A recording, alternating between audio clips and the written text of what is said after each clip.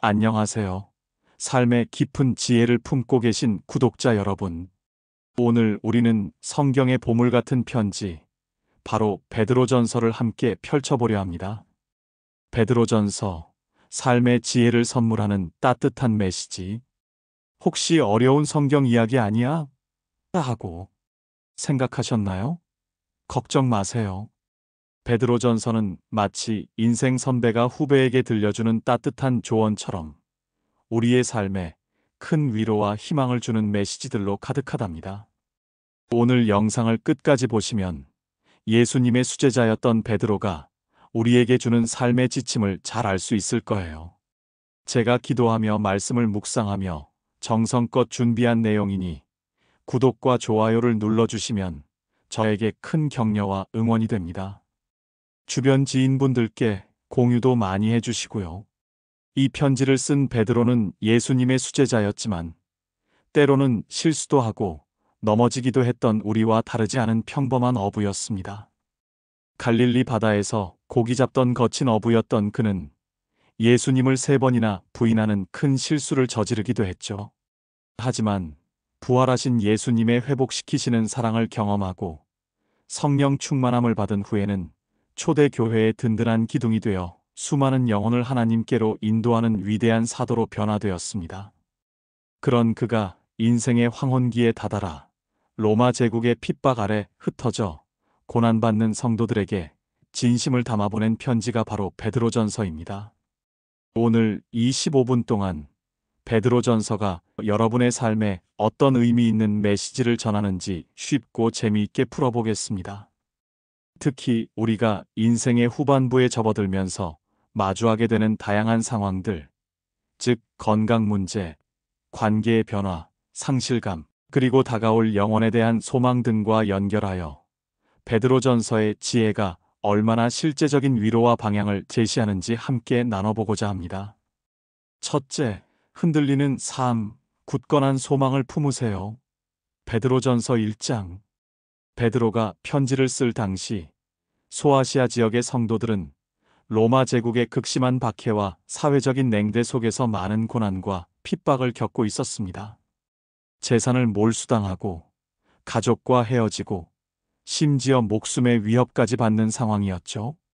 구독자님들 중 연세 지긋하신 분들은 젊은 시절부터 지금까지 전쟁이나 가난, 사회의 급변 속에서 인생의 수많은 구비구비를 넘어오시느라 힘든 순간들이 많으셨을 겁니다. 나이 들면 다 그래. 이제는 힘들어. 하고 푸념 섞인 말을 하실 때도 있으시죠?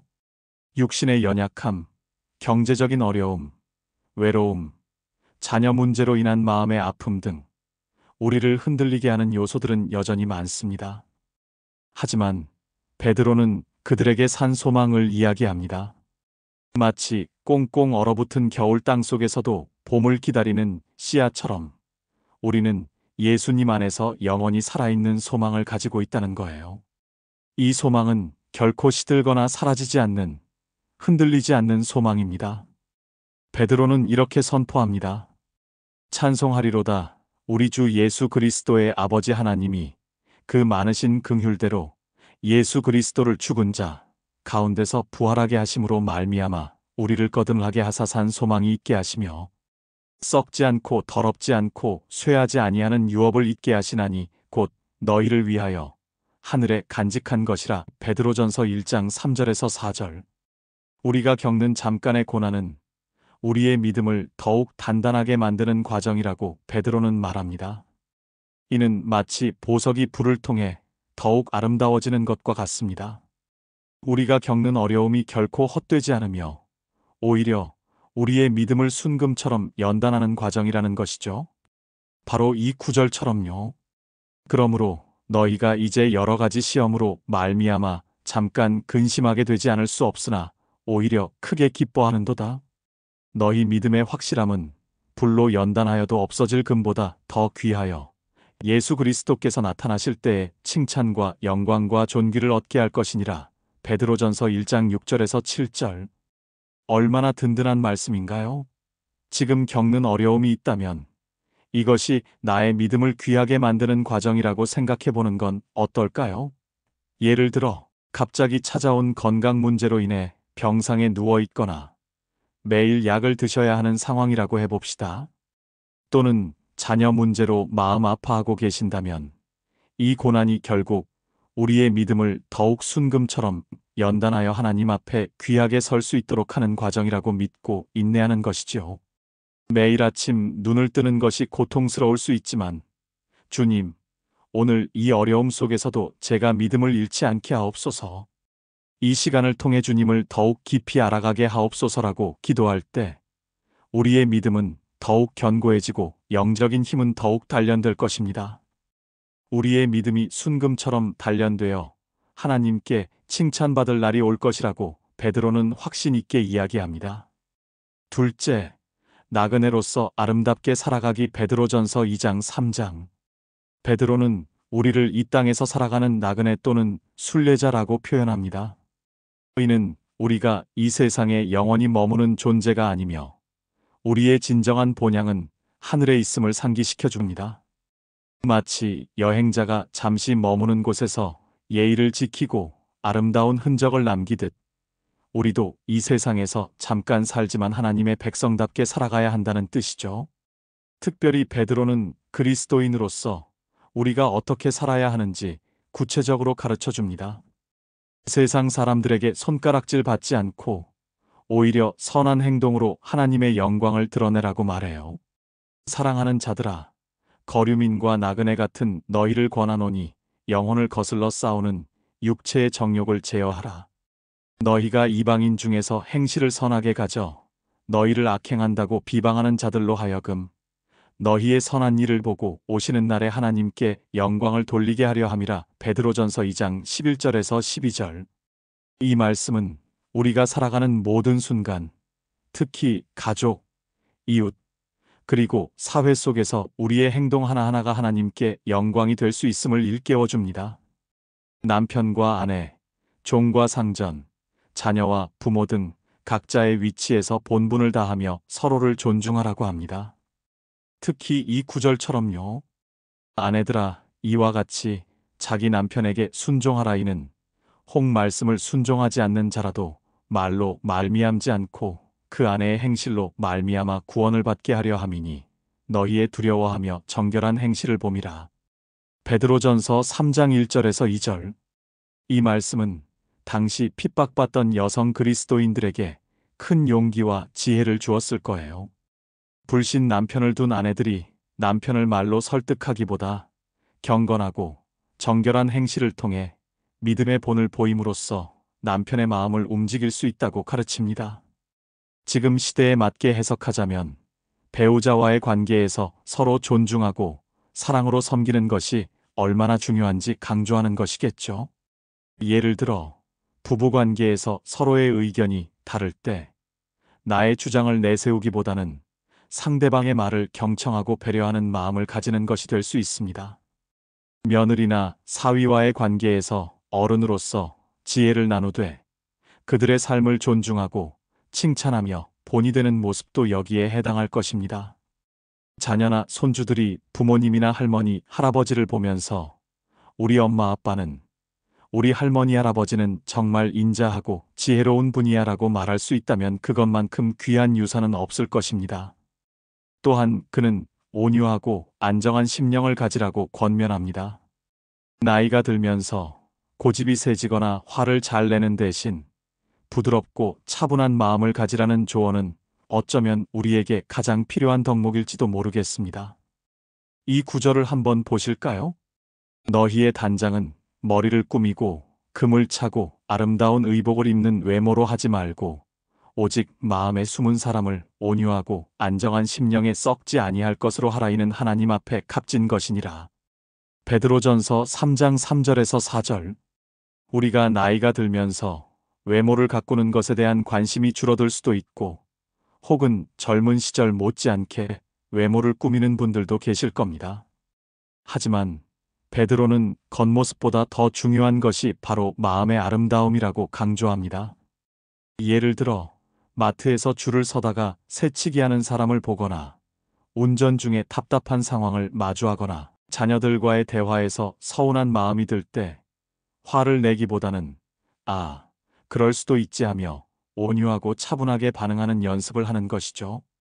혹은 공동체 생활에서 다른 사람의 의견과 충돌할 때 나의 경험과 연륜만을 내세우기보다 상대방의 입장을 이해하려 노력하고 부드러운 말로 대화하는 자세를 가지는 것이 온유하고 안정한 심령을 나타내는 것입니다. 이러한 내면의 아름다움은 시간이 지나도 변하지 않으며 하나님 앞에서 가장 값진 보물이라고 베드로는 이야기하고 있습니다. 셋째, 사랑하고 섬기며 마지막을 준비하다. 베드로전서 4장 5장. 베드로는 마지막으로 우리가 겪을 수 있는 불같은 시련에 대해 이야기합니다. 마치 금을 불에 넣어 순수하게 만드는 것처럼 고난은 우리의 믿음을 더욱 정금처럼 단련시키는 과정이라고 합니다. 그러니 고난이 올 때 당황하거나 놀라지 말라고 격려해요. 오히려 그리스도의 고난에 참여하는 기쁨을 누리라고 말합니다. 이는 우리의 믿음이 진짜인지 증명하는 기회가 될 수 있다는 뜻이겠죠. 사랑하는 자들아, 너희를 연단하려고 오는 불시험을 이상한 일 당하는 것 같이 이상히 여기지 말고 오직 너희가 그리스도의 고난에 참여하는 것으로 즐거워하라. 이는 그의 영광을 나타내실 때에 너희로 즐거워하고 기뻐하게 하려 함이라. 베드로전서 4장 12절에서 13절. 이 말씀은 우리가 겪는 시련 속에서도 하나님의 뜻이 있음을 상기시켜 줍니다. 예상치 못한 질병, 경제적인 어려움, 사랑하는 사람과의 이별 등 인생의 후반부에 찾아오는 다양한 고난들을 단순히 불행으로만 여길 것이 아니라 우리의 믿음을 더욱 견고하게 하고 영적인 성숙을 이루는 기회로 삼을 수 있다는 것입니다. 이 또한 지나가리라는 마음으로 고난 속에서도 주님을 의지하며 감사할 때 우리는 진정한 영적 승리를 경험하게 될 것입니다. 그리고 베드로는 무엇보다 뜨겁게 서로 사랑하라고 강조합니다. 이 구절에 그 마음이 잘 나타나 있습니다. 무엇보다도 뜨겁게 서로 사랑할지니 사랑은 허다한 죄를 덮느니라. 베드로전서 4장 8절. 사랑은 허다한 죄를 덮는다고 하죠. 교회 안에서, 가정 안에서, 그리고 이웃들과의 관계 속에서 서로를 진심으로 사랑하고 섬기는 것이 가장 중요하다고 가르칩니다. 예를 들어 혼자 사는 이웃에게 직접 만든 음식을 나누거나 거동이 불편한 어르신을 찾아가 말벗이 되어 드리는 것, 교회에서 새롭게 나오신 분들에게 먼저 다가가 따뜻한 말 한마디를 건네는 것, 친구가 어려움을 겪을 때 말없이 옆에서 기도해 주는 것 등이 될 수 있습니다.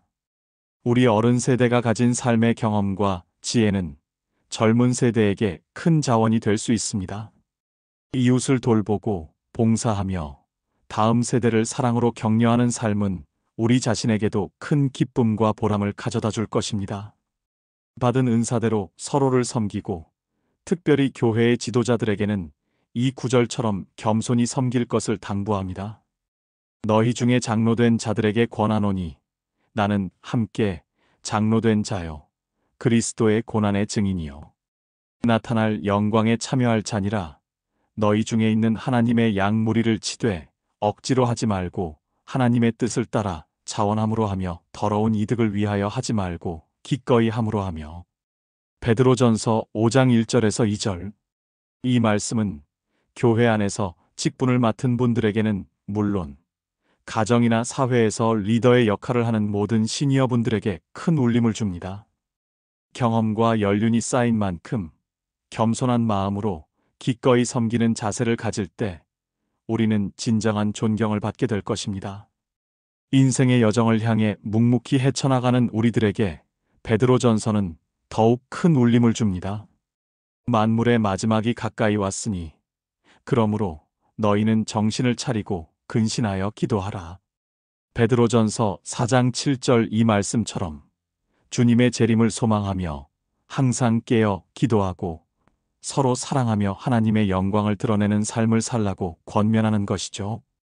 예를 들어 매일 아침 성경을 읽고 기도하는 시간을 꾸준히 갖거나 혹시 해결하지 못한 갈등이 있다면 용서하고 화해를 청하는 시간을 가지는 것, 삶을 정리하며 중요한 것을 미리 준비하고 가족들에게 사랑과 감사의 마음을 표현하는 것 등이 될 수 있습니다. 우리의 남은 시간을 하나님께 영광을 돌리고 이웃을 사랑하며 우리의 영원한 본향을 소망하는 데 집중하는 지혜가 필요합니다. 자, 오늘은 베드로전서를 통해 고난 속에서도 흔들리지 않는 산소망, 이 땅을 살아가는 나그네로서의 아름다운 순종, 그리고 무엇보다 중요한 뜨거운 사랑과 섬김의 메시지를 살펴보았습니다. 베드로전서는 단순히 옛날 이야기가 아니라 오늘을 살아가는 현대의 크리스찬들의 삶에도 깊이 적용될 수 있는 살아있는 하나님의 말씀입니다. 사랑하는 구독자 여러분, 베드로전서의 말씀처럼 우리의 남은 삶이 육체의 연약함이나 세상의 어려움 속에서도 빛나는 소망으로 가득하고 서로 사랑하며 섬김으로써 하나님의 아름다운 자녀의 모습을 보여줄 수 있기를 진심으로 바랍니다. 우리의 삶 자체가 이 세상에 보내는 따뜻한 편지가 되기를 소망합니다. 오늘 나눈 말씀이 좋으셨다면 댓글로 아멘 해주세요. 그리도 듣고 싶으신 성경 말씀이나 나누고 싶은 말씀도 언제든지 댓글로 적어주세요. 그럼 저는 다음 시간에도 또 다른 성경의 보물 같은 이야기를 가지고 찾아오겠습니다. 그때까지 베드로전서의 말씀처럼 흔들리지 않는 믿음과 소망 속에서 평안하세요. 감사합니다.